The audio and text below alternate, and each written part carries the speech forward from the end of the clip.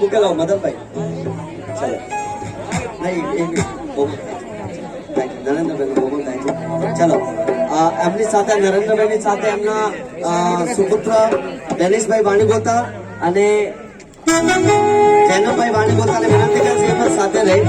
ડેનિશભાઈ વાણીગોતા અન્ય સુપુત્રો જૈનભાઈ વાણીગોતા એ પણ સાથે રહી બહુ બહુ સરસ